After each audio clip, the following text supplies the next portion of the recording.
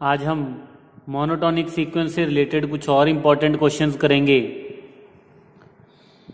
जिसमें सबसे पहले हमारे पास है prove that the sequence 1 + 3/n to the power n is monotonically increasing and bounded sequence. Also show that it converges to EQ. Now an यहाँ पे हमारे पास गिवन है 1 + 3/n to the power n. तो क्योंकि n हमारे पास natural number है, तो यहाँ पे हम लगाएंगे binomial theorem for positive integer. तो जब इसको एक्सपेंड करेंगे तो हमारे पास n+1 टर्म्स आ जाएंगी. तो ये हमारे पास आ जाएगा nc0 1 to the power n 3 b to the power 0. अगर इसको a एज्यूम करें और इसको b एज्यूम करें, nc1 1 to the power n-1 b to the power 1 nc2 b का स्क्वायर एंड सो ऑन. और लास्ट में हमारे पास आ जाएगी लास्ट टर्म जो n+1th टर्म है, वो हमारे पास आ जाएगी nCn 3/n to the power n. Now it can be written as 1 + n into 3/n. और ये हमारे पास nc2 की बात करें n into n-1/2 3/n का स्क्वायर. और लास्ट हमारे पास आ जाएगा n⁴/n⁴ इंटू 0⁴. 0 की वैल्यू जैसे हमें पता है कि 1 होती है. Now it is 3/n to the power n. Now it can be written as, अब नेक्स्ट स्टेप बड़ा इंपॉर्टेंट है. Now it can be written as 3/1 because यहां पे हम 1 लिख सकते हैं. नेक्स्ट हमारे पास आ जाएगा n,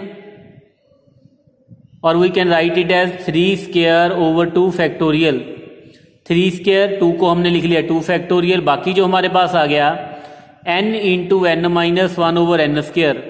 now it can be written as n/n करेंगे तो एक तो कैंसिल हो जाएगा, जो एक आएगा n-1/n, तो it can be written as 1 - 1/n. Next 3³ continue like this. We will get एक n कैंसिल हो जाएगा, जो हमारे पास n-1 इंटू n-2 ओवर जो n² होगा, एक तो n कैंसिल हो जाएगा ना, तो जो बाकी है उसको हम लिख सकते हैं 1 - 1/n into 1 - 2/n and so on. और लास्ट जो टर्म हमारे पास आ जाएगी, इसको हम लिख सकते हैं 3 to the power n/n⁴ 1 - 1/n 1 - 2/n and so on. Last में हमारे पास आ जाएगा 1 - n-1/n.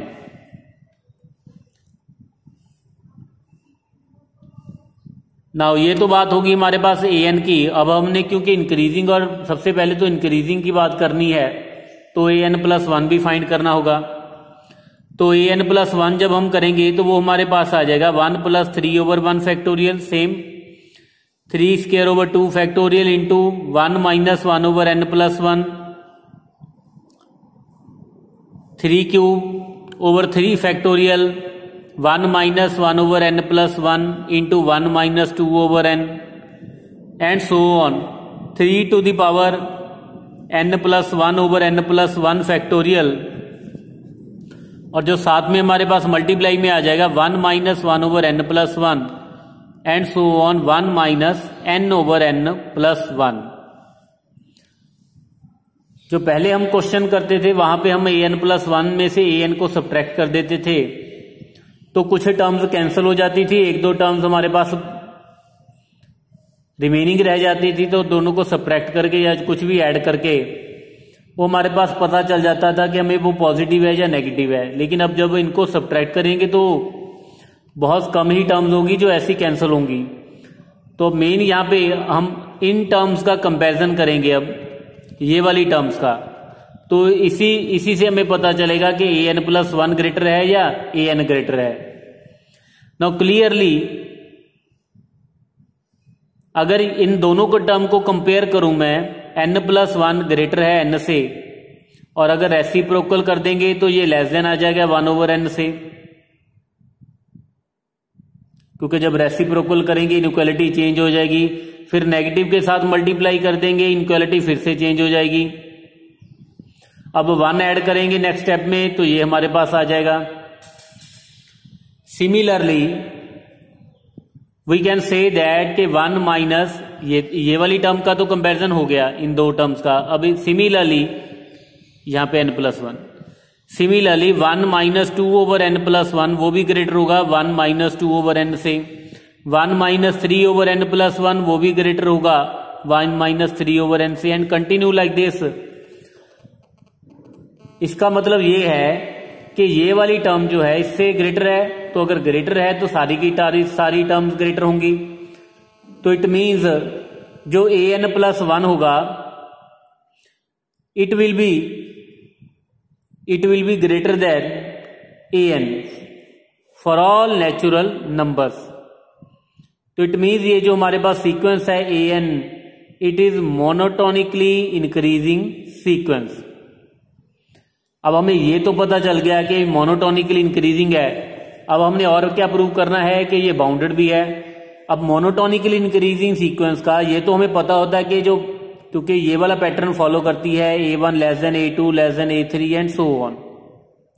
अब ये तो हमें पता है कि इट इज बाउंडेड बिलो, बस हमें ये प्रूव करना है कि इट इज बाउंडेड अबव, क्योंकि बाउंडेड बिलो तो ये बाय डेफिनेशन से ही हो जाएगी, इंक्रीजिंग सीक्वेंस है।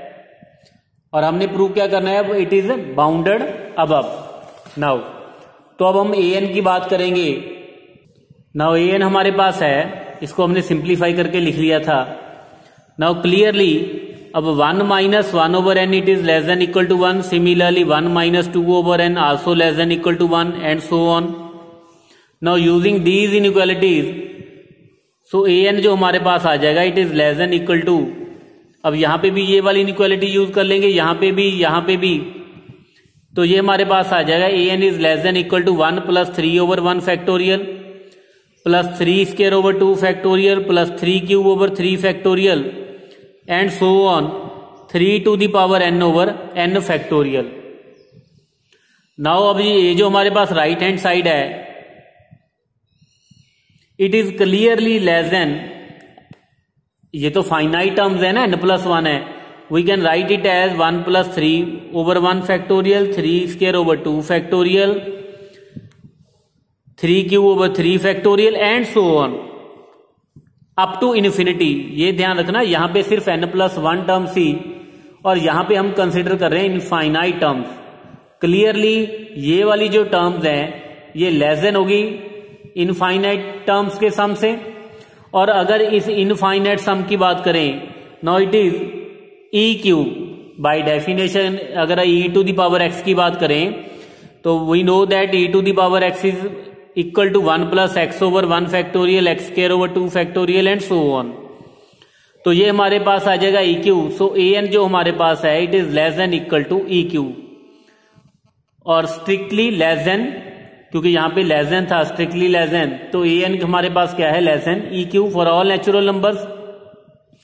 सो यहां से हम ये कह सकते हैं कि जो an हमारे पास सीक्वेंस है इट इज बाउंडेड अबव। अब मोनोटोनिकली इंक्रीजिंग भी प्रूव कर दिया, बाउंडेड भी प्रूव कर दिया, हेंस जो an सीक्वेंस है इट इज कन्वर्जेंट सीक्वेंस। लेकिन हमने ये भी प्रूव करना है कि it converges to E cube. अभी तक तो हम सिर्फ यही कह सकते हैं कि ये जो सीक्वेंस है इट इज कन्वर्जेंट सीक्वेंस, क्योंकि मोनोटोनिकली इंक्रीजिंग है, बाउंडेड अबव है, तो देयरफॉर ये कन्वर्जेंट होगी। लेकिन किसको कन्वर्ज करती है अभी वो भी हमने प्रूव करना है। ना उसके लिए हम करेंगे limit n approaches to infinity, an की बात करें, now that is limit n approaches to infinity 1 plus 3 over 1 factorial. अगर यहां पे हम कर दें n अप्रोचेस टू इन्फिनिटी तो ये हमारे पास 1 ओवर इन्फिनिटी 0, ये सिर्फ 1 रह जाएगा। सिमिलरली यहां पे भी 1 इंटू 1, तो ये हमारे पास आ जाएगा लिमिट n अप्रोचेस इन्फिनिटी करने के बाद 1 plus 3 over 1 factorial 3 square over 2 factorial 3 cube over 3 factorial and so on. अब क्योंकि n को हमने इन्फिनिटी कर दिया है तो ये इनफाइनाइट टर्म्स हो जाएंगी। तो जब n अप्रोचेस इन्फिनिटी किया, क्योंकि हमने इन्फिनिटी तो यूज कर लिया ना n अप्रोचेस टू, तो यहाँ पे हमने लिमिट हटा दी यहाँ पे, तो ये हमारे पास आ गया it is equal to E cube, क्योंकि इनफाइनाइट टर्म्स है और इसका ये हमें पता है it is equal to E cube. So therefore limit n approaches to infinity a n is equal to E cube. It means ये जो सीक्वेंस है किसको कन्वर्ज कर रही है, ई क्यू को। तो थोड़ा सा लेंथी क्वेश्चन है लेकिन बहुत इंपॉर्टेंट है, सो प्रैक्टिस जरूर करना इसकी।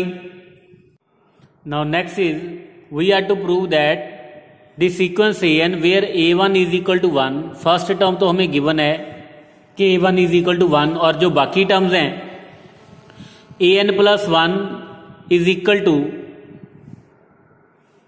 Square root of 6 plus a n, और हमने ये प्रूव करना है कि ये जो सीक्वेंस ए एन है it converges to 3। Now we will use principle of mathematical induction to prove that the sequence is monotonically increasing sequence। तो सबसे पहले तो हम क्या करेंगे, इस सीक्वेंस को प्रूव करेंगे कि ये मोनोटोनिकली इंक्रीजिंग है। नाउ ए एन प्लस 1 हमें गिवन है और ए वन की वैल्यू भी गिवन है। अगर एन की वैल्यू 1 यहां पे सब्स्टिट्यूट करें तो ए टू की वैल्यू हमारे पास आ जाएगी, that is 6 plus A one. तो अगर इसकी वैल्यू 1 सब्स्टिट्यूट कर दें A1 की वैल्यू, तो A1 की वैल्यू हमारे पास 1 है, और 7 का square root it is clearly greater than 1, और 1 हमारे पास क्या है, A1। तो इट मीन्स A2 जो है it is greater than A1। So therefore result जो है it is true for n is equal to 1। तो 1 के लिए तो हमने प्रूव कर दिया कि A2 is greater than A1। Now assume the result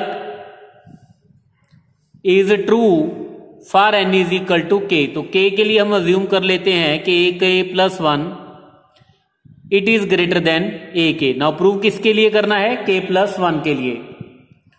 now for n is equal to k plus 1, तो क्या करेंगे, पहले तो 6 ऐड कर देंगे, adding 6 on both side using this one, it is greater than 6 plus a k. Now taking square root, अगर square root consider करें तो भी ये टर्म ग्रेटर होगी, क्योंकि अगर this one is greater than this one तो इसका स्क्वायर रूट भी ग्रेटर होगा। और by definition using this one, तो ये हमारे पास आ जाएगा a k plus 2 is greater then A k plus 1। सो पहले तो 1 के लिए प्रूव किया, k के लिए अज्यूम किया। Using this one we have proved that कि a k plus 2 is greater than a k plus 1। So therefore by PMI result is true for all natural numbers. It means ये जो हमारे पास sequence है it is monotonically increasing sequence. तो अब हमने ये प्रूव करना है, कन्वर्जेंट प्रूव करने के लिए, कि ये जो सीक्वेंस है it is bounded above. Now A1 की वैल्यू हमारे पास ये 1 गिवन है, clearly it is less than 3। तो ये भी हम जो बाउंडेड अबव प्रूव करने वाला काम है, तो we will prove that AN is less than 3 by PMI। Again we will use principle of mathematical induction to prove that कि AN जो है इट इज लेस देन 3। तो A1 की वैल्यू तो 1 है, it is less than 3। Assume कर लेते हैं कि A की वैल्यू जो है ये हमने क्या करना है, अज्यूम A के is less than 3। Now k plus 1 के लिए क्या करेंगे, फिर से पहले तो 6 ऐड कर देंगे। जब 6 ऐड किया 6 प्लस A के it is less then 6 plus 3। फिर उसके बाद स्क्वायर रूट करेंगे नेक्स्ट स्टेप में, और स्क्वायर रूट करने के बाद ये हमारे पास आ जाएगा 9 का स्क्वायर रूट। और ये हमारे पास जो लेफ्ट हैंड साइड है it is a k plus 1 by definition. So therefore a k plus 1 is less than 3। So therefore by PMI जो AN हमारे पास है it is less than 3। So सबसे पहले तो हमने ये प्रूव किया कि सीक्वेंस हमारे पास मोनोटोनिकली इंक्रीजिंग है, फिर हमने ये भी प्रूव कर दिया it is bounded above. So therefore we can say that कि ये जो सीक्वेंस AN है इट इज कन्वर्जेंट सीक्वेंस। इससे हमें ये नहीं पता चलता कि ये सीक्वेंस किसको कन्वर्ज करती है, लेकिन हाँ ये हम ये कह सकते हैं कि ये सीक्वेंस जो है कन्वर्जेंट होगी। अब किसको कन्वर्ज करेगी उसके लिए लिमिट फाइंड कर लेते हैं। नाउ लेट क्योंकि कन्वर्जेंट है किसी ना किसी नंबर को तो कन्वर्ज करेगी। लेट अस अज्यूम दैट कि जो सीक्वेंस है वो एल नंबर को कन्वर्ज कर रही है। नाउ हमें गिवन है कि an plus 1 it is greater than 6 plus an। Now taking limit on both side, limit n approaches to infinity, limit n approaches to infinity, तो ये भी हमारे पास L आ जाएगा। It is also equal to 6 plus L। Now squaring on both side we will get L square is equal to 6 plus L, means L square minus -6 is equal to 0। जब इसके factor बनाएंगे तो ये हमारे पास आ जाएगा L minus 3 into L plus 2 is equal to 0। It means या तो L की वैल्यू 3 आ जाएगी या L की वैल्यू क्या आ जाएगी -2। अब क्योंकि जो सीक्वेंस हमारे पास है a1 की वैल्यू 1 थी, an प्लस 1 की जो वैल्यू है it is square root of 6 plus an, it is clearly greater than equal to 0। क्योंकि a1 की वैल्यू भी 1 है, उसके बाद टर्म जो है वो इंक्रीज ही करेंगी क्योंकि इंक्रीजिंग सीक्वेंस भी है। मिनिमम वैल्यू 1 है तो it is strictly greater than 0। तो अगर ये ग्रेटर देन 0 है तो limit n approaches to infinity की बात करें an plus 1 greater than equal to 0 होगा, मीन्स L भी ग्रेटर देन इक्वल टू 0 होगा। सो इट मीन्स जो L है वो नेगेटिव तो हो नहीं सकता, हेंस जो L हमारे पास है therefore L will be equal to 3, means limit n approaches to infinity an is equal to 3। So therefore ये जो हमारे पास जो गिवन सीक्वेंस है it converges to 3। Now next हमारे पास क्वेश्चन है let the sequence xn such that x1 is equal to 3/2। तो फर्स्ट टर्म में गिवन है और बाकी टर्म्स जो ये वाला रेफरेंस फार्मूला फॉलो करती हैं xn plus 1 is equal to 2 minus 1 over xn। We are to show that xn is monotonic sequence and bounded sequence. अगर मोनोटोनिक है, बाउंडेड है तो कन्वर्जेंट तो होगी और बाद में हमने ये भी काम करना है कि इसकी लिमिट क्या है। अब मोनोटोनिक सीक्वेंस है या तो फिर ये मोनोटोनिकली इंक्रीजिंग होगी या डिक्रीजिंग होगी। तो पहले आपने ये भी चेक करना है कि ये मोनोटोनिकली इंक्रीजिंग है या डिक्रीजिंग है। तो x1 तो हमें गिवन है 3/2। आप पहली दो टर्म्स कंपेयर कर लो, उसी से आपको पता चल जाएगा कि ये मोनोटोनिकली इंक्रीजिंग है या डिक्रीजिंग है। x1 तो हमें गिवन है, x2 की वैल्यू के लिए मैंने क्या किया, यहां पे n की वैल्यू 1 सब्स्टिट्यूट कर दी तो x2 की वैल्यू हमारे पास आ जाएगी 2 माइनस 1 ओवर x1। x1 की वैल्यू यहां पे सब्स्टिट्यूट कर दी तो ये मेरे पास आ गया 4/3। तो x2 जो है इट इज 1.3 और जो x1 था वो हमारे पास था 1.5। तो वैल्यू क्या की, डिक्रीज की या इंक्रीज की। फर्स्ट वैल्यू 1.5 थी और जो नेक्स्ट टर्म हमारे पास आई है नेक्स्ट वैल्यू 1.3 आई है। इट मीन जो वैल्यू डिक्रीज कर रही है, हेंस ये सीक्वेंस जो होगी इसी से आपको पता चल जाएगा ये मोनोटोनिकली डिक्रीजिंग सीक्वेंस होगी। अब मोनोटोनिकली डिक्रीजिंग सीक्वेंस है means a1 it is greater than a2 greater than a3 greater than so on. Monotonically decreasing sequence है, अब हमने ये प्रूव करना है कि इट इज बाउंडेड बिलो। पहले तो ये प्रूव करना है कि मोनोटोनिकली डिक्रीजिंग है, फिर बाद में हम ये प्रूव करेंगे कि it is bounded below sequence.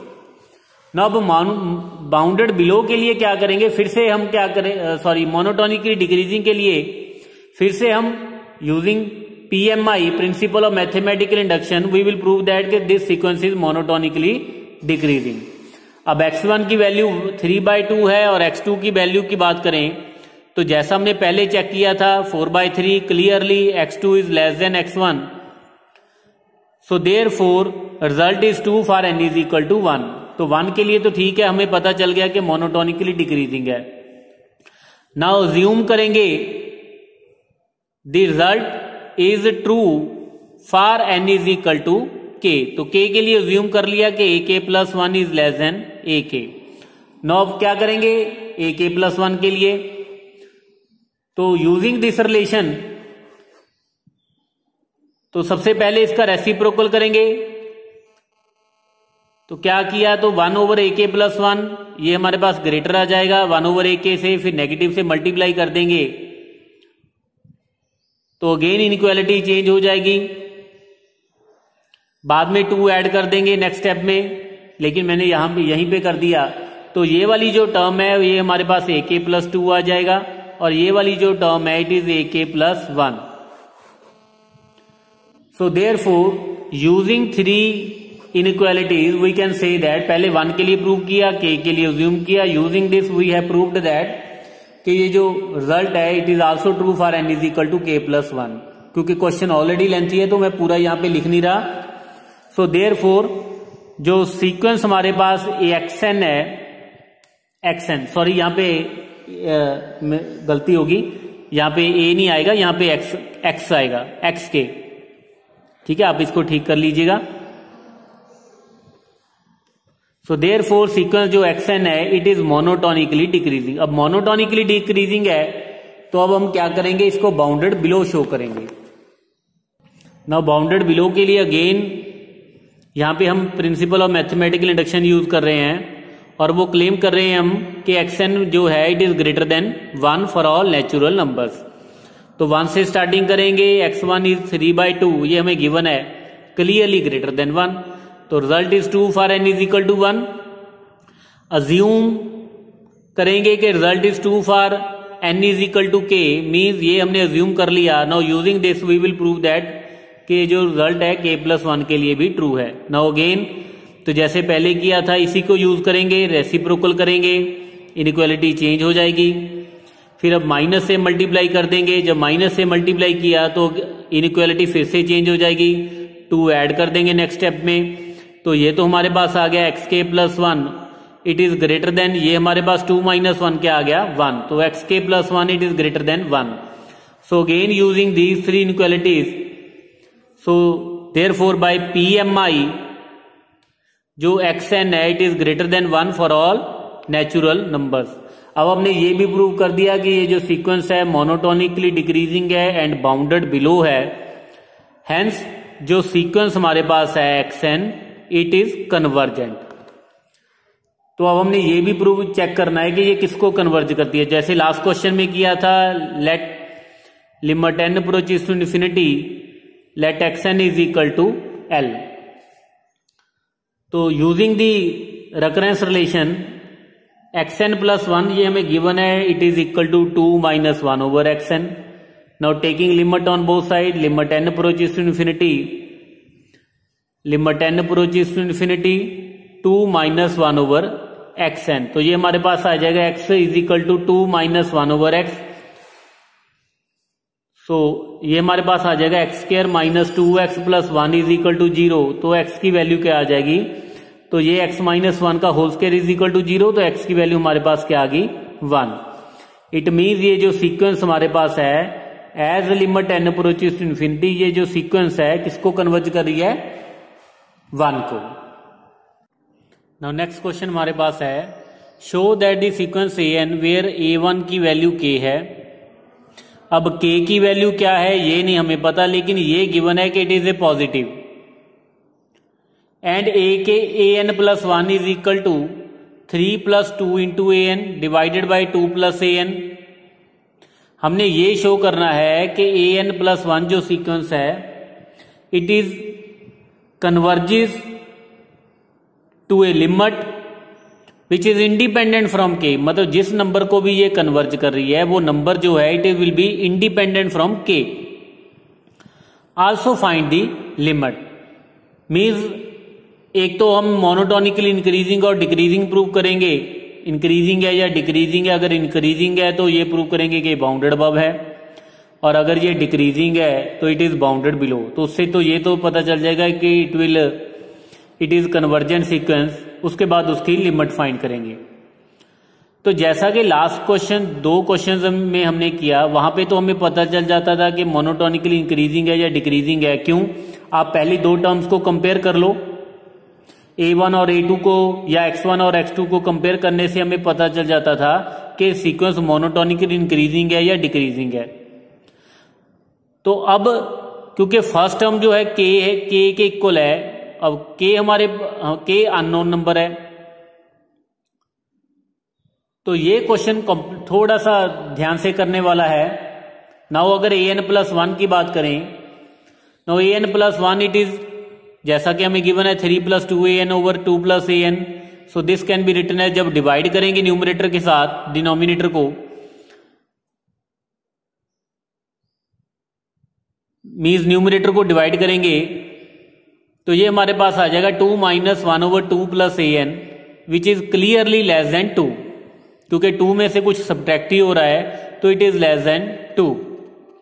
तो इट मीन्स ये जो सीक्वेंस हमारे पास जो है, अब an+1 की तो वैल्यू लेस देन 2 है, अब a1 की वैल्यू हमें हमारे पास k है। अब k और 2 इन दोनों में से जो बड़ा नंबर होगा, अगर तो k की वैल्यू 1 है तो 2 जो सीक्वेंस है हमारे पास, it is bounded above by 2, और अगर k की वैल्यू 3 है तो हम ये बोलेंगे कि सीक्वेंस ये जो बाउंडेड बाय जो मैक्सिमम वैल्यू है वो क्या होगी 3।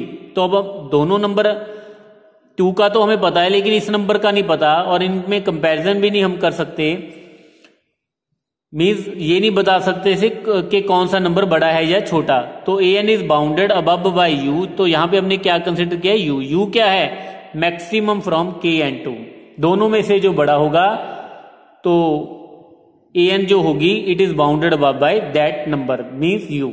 नाउ अब बाउंडेड तो हो गया, क्लियरली ग्रेटर देन 0 है, इट मीन्स बाउंडेड सीक्वेंस है, मीन्स बाउंडेड बिलो भी है और बाउंडेड अबव भी है। और अब हमने ये चेक करना है कि ये मोनोटोनिकली इंक्रीजिंग है या डिक्रीजिंग है। ना उसके लिए an+1 - an करेंगे। an+1 की बात करें, नाउ अब दोनों को सब्ट्रैक्ट करेंगे। नाउ an+1 हमारे पास ये आ जाएगा, और an की वैल्यू हमारे पास आ जाएगी 2 - 1/2 + an-, दोनों को सब ये तो कैंसिल हो जाएगा सब्ट्रैक्ट करने से, और जब यहां पे एलसीएम लेंगे तो ये हमारे पास टर्म आ जाएगी। तो फिर से वही बात, जो ये an+1 - an जो है वो किस पे डिपेंड करेगी, इन दोनों की सब्ट्रैक्शन पे।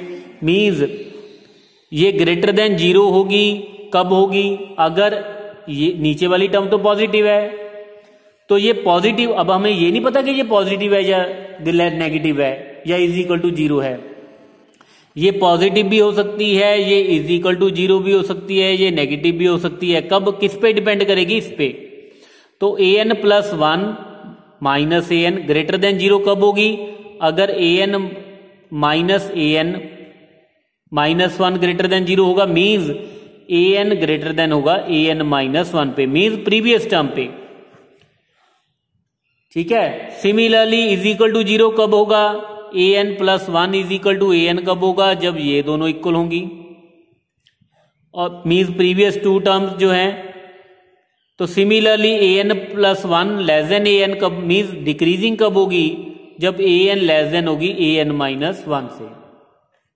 इंक्रीजिंग कब होगी, अगर इफ ये हो an ग्रेटर देन होगा an-1 से, और डिक्रीजिंग कब होगी, अगर an लेस देन होगा। तो करते करते ये, तो इट मीन्स अब हम क्या करेंगे, तो a2 - a1 का पैटर्न देखेंगे, जो इसका पैटर्न होगा वही उसके बाद इसका पैटर्न होगा। नाउ a2 - a1 की बात करें, तो a2 की value 3 + 2a1 divided by 2 + a1 - a1। a1 की वैल्यू हमें गिवन है कि 3 + 2k, a1 की वैल्यू क्योंकि k गिवन है, तो यहां पे वैल्यू सब्स्टिट्यूट कर देंगे। सिंप्लीफाई करने के बाद ये हमारे पास आ जाएगा 3 - k² / 2 + k। अब k तो पॉजिटिव है, तो डिनोमिनेटर तो पॉजिटिव है, अब फिर सारा कुछ न्यूमरेटर पे डिपेंड कर गया। तो न्यूमरेटर कब पॉजिटिव होगा, मीन्स ये वाली टर्म कब पॉजिटिव होगी, a2 - a1 ग्रेटर देन 0 कब होगा, अगर 3 - k² ग्रेटर देन 0 होगा, मीन्स 3 ग्रेटर देन होगा k² से, और we can say that k जो है इट इज लेस देन √3, क्योंकि k है तो पॉजिटिव, ये तो हमें गिवन है। तो इंक्रीजिंग कब होगी, मोनोटोनिकली इंक्रीजिंग अब k की वैल्यू अगर लेस देन स्क्वायर रूट 3 होगा, कांस्टेंट सीक्वेंस होगी, अगर k is equal to under root 3 होगा, क्योंकि अगर सारी की सारी टर्म्स इक्वल है तो कांस्टेंट सीक्वेंस होगी। और डिक्रीजिंग कब होगा, अगर इसी पैटर्न को फॉलो करें तो डिक्रीजिंग कब होगा, जब k की वैल्यू क्या होगी, greater than root 3। So therefore an is monotonically increasing कब, जब k की वैल्यू जो है less than root 3, constant sequence होगी अगर k की value is equal to root 3 होगी, और मोनोटोनिकली डिक्रीजिंग कब होगी, अगर k की वैल्यू जो है it is greater than root 3। So therefore क्योंकि k है तो हमारे पास पॉजिटिव, सो देयरफॉर जो हमारे पास सीक्वेंस है an, अब हमें ये तो पता चल गया कि इंक्रीजिंग होगा अगर ये वाली कंडीशन सेटिस्फाई करेगी, बाउंडेड तो है ही है, इट मीन्स सब कन्वर्जेंट हो जाएगा। ठीक है, तो कांस्टेंट है तो फिर तो कन्वर्जेंट होगी, और डिक्रीजिंग है, बाउंडेड है तो कन्वर्जेंट होगी। सो इट मीन्स हर हाल में ये सीक्वेंस जो है हमारे पास क्या आ जाएगी, कन्वर्जेंट। तो कन्वर्जेंट सीक्वेंस है तो किसको कन्वर्ज करती है, तो लेट अस अज्यूम दैट के limit n approaches to infinity an is equal to L.